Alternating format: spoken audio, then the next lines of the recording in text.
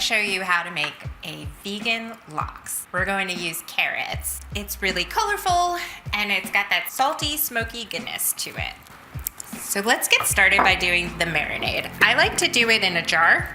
You can use a bowl, but it's easy to just put it in the jar and shake it up. So I'm gonna use half a lemon, squeezed, fresh squeezed, and then a half a cup of seasoned rice vinegar, a tablespoon of agave. And then I'm gonna use about 6 to 7 splashes of liquid smoke, which is what gives it that really smoky flavor. Just put my lid on, shake it up. Now I'm going to put it to the side.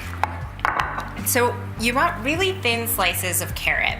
You can use a vegetable peeler or a mandolin. I used the shredding blade on my food processor and that works really well. And we'll just layer that in our pan here. And the layers can overlap a bit.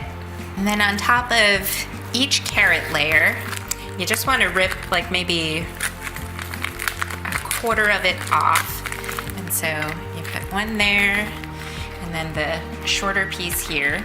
And each seaweed layer kind of gives that sea flavor. It infuses the carrots with it. Because this is made with carrots and seaweed, it actually is not only tasty, but a really healthy dish. Now we'll take our marinade and shake it again.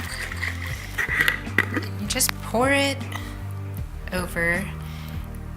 And I try to evenly spread it over everywhere. Have some go down the sides to make sure it gets to the bottom. Then you just put it in the oven and bake it at 375 for about 40-45 minutes. Now I've already got one prepared. Here it is. So if you take these pieces out, you can see they're really nice and soft. They have a nice texture and all that smokiness and seaweed has infused the carrots. It's not only tasty, but also really colorful, so it's appealing to both the eyes and the belly.